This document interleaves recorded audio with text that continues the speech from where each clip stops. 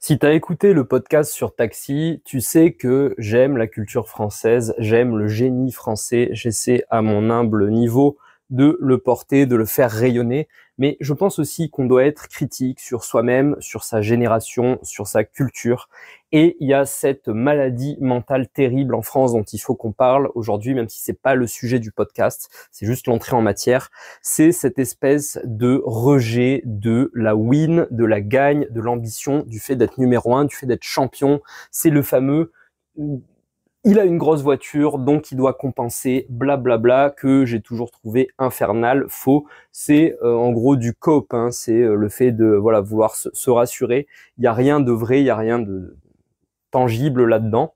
Et alors j'écoutais aujourd'hui même le podcast Biomécanique de Jérôme Cazerolle. D'ailleurs, dédicace au podcast Biomécanique. Je trouve que c'est un excellent podcast et c'est pour une fois un podcast où on n'est pas en retard sur les Américains en termes de qualité, d'intérêt du contenu et de niveau de finition, qui recevait le célèbre coach de Muay Thai, André Zeytoun. Et Zeytoun disait « Je veux être le meilleur » dans ce que je fais, donc le coaching de boxeur, parce que c'est bon, tout simplement. C'est pas pour être validé par autrui, c'est pas pour avoir, on va dire, une forme de gratification égotique en faisant reconnaître mon propre mythe par l'extérieur. C'est juste que ça fait du bien. Et il citait son maître à lui, qui est le kickboxer légendaire japonais Toshio Fujiwara, qui lui avait dit « Quand t'es champion, quand t'es premier, t'as personne devant toi. T'as personne à battre. Tu n'as que l'horizon, tu es libre. » C'est cette sensation de liberté. Et c'est vrai qu'aujourd'hui, avec le développement personnel, j'ai moi-même traîné dans certains milieux où on associait la gagne, le fait de mettre de la tension et de l'attention derrière le fait de devenir numéro un, de tout le temps s'améliorer, avec ce que ça ça implique de stress, hein, de sacrifice, comme un manque d'estime de soi. Hein. C'était présenté genre quand on s'aime suffisamment, on n'a pas besoin d'être numéro un. Et puis après tout, qu'est-ce que ça veut dire être numéro un? Tout ça est du relativisme absolument pourri et j'espère te le démontrer dans ce podcast. Déjà, qu'est-ce qu'on recherche en plus de cette liberté, de cet horizon justement vide, plein de promesses quand on est numéro un? C'est des états de conscience élevés. À part des choses qui nécessitent, on va dire, un niveau d'argent que je n'ai pas. Donc, qu'est-ce qu'on va avoir? Un vol en jet privé. Tenez, monsieur, les clés de votre manoir ou sortir du concessionnaire avec une super car flambant neuve.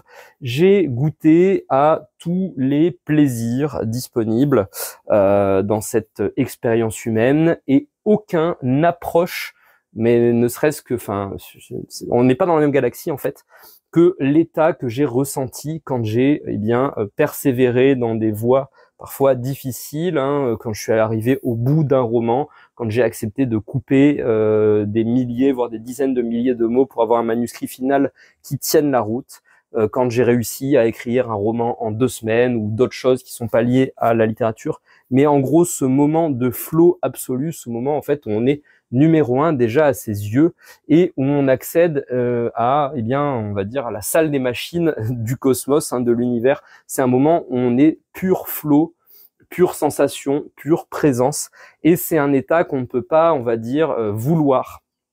C'est un état qui est élusif. On peut juste se mettre en conditions qui nous choisissent, qui nous tombent dessus, qui nous saisissent, qui nous prennent au vol.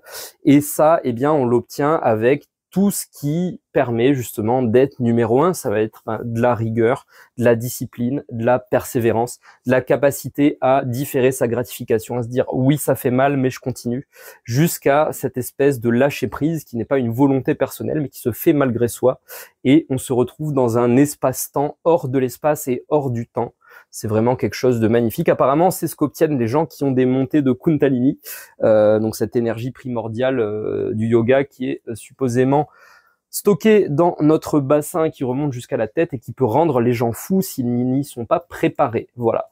L'avantage aussi du mindset de champion, du mindset de numéro un, c'est que tu as le temps de t'y préparer, vu que les épreuves et le parcours qui mène à cet état est long. Ça te prépare, en gros, ça te forge pour pouvoir ensuite recevoir la lumière.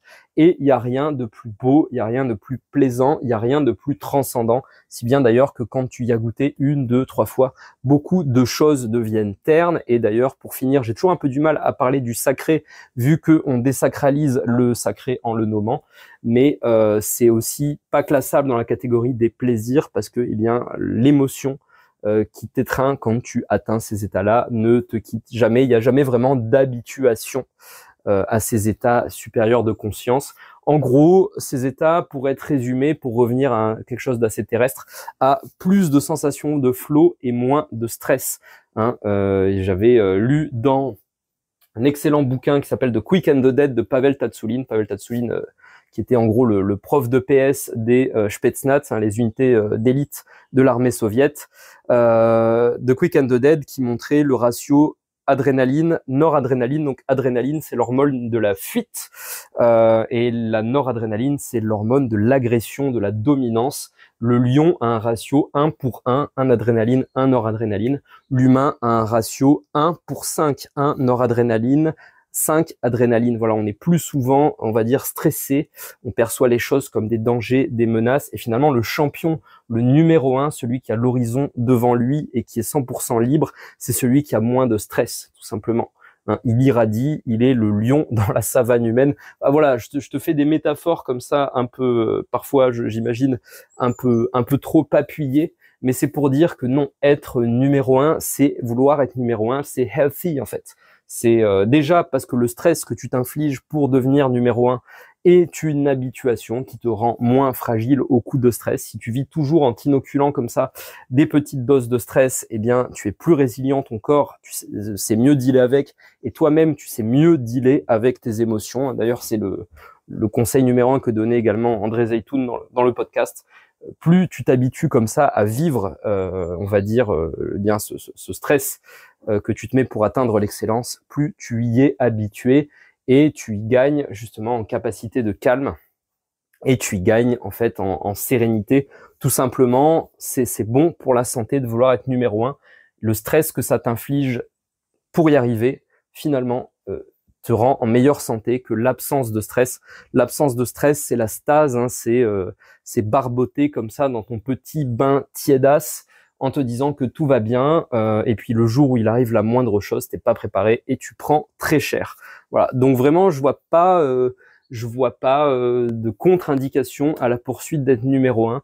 Encore une fois, c'est à toi de définir ton panthéon, c'est à toi de définir ta ligne d'arrivée. Est-ce que tu vas être le meilleur époux, parent, et donc dans ta famille? Est-ce que tu veux être, je sais pas, le meilleur pâtissier de France, comme Philippe Etchebest? Et il y a un ami qui m'appelle alors que j'enregistre ce podcast et ça risque de flinguer l'audio. Est-ce que j'ai parlé pendant 6 minutes pour rien? Bah écoutez, je le verrai au moment du montage, et si ce podcast arrive à tes oreilles, ça veut dire que ça s'est bien passé. En tout cas, je l'espère. Je vais conclure là.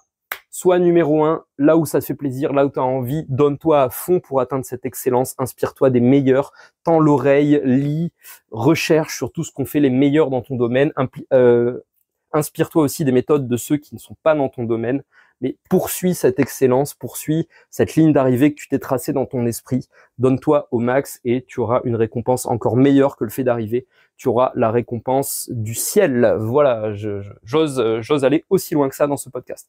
Merci de l'avoir écouté jusque-là. J'espère que ça t'a donné la force dans ton quotidien pro, perso, pour continuer de te dépasser, de performer. Il n'y a rien de plus beau pour toi et aussi comme cadeau que tu fais à l'humanité. Donc j'espère t'avoir donné de la motive. En tout cas, moi, je me suis rechargé la batterie à fond à enregistrer ce podcast. Je vais aller écrire peu après sa publication. Je te dis à demain pour le prochain numéro et bien sûr, prends soin de toi.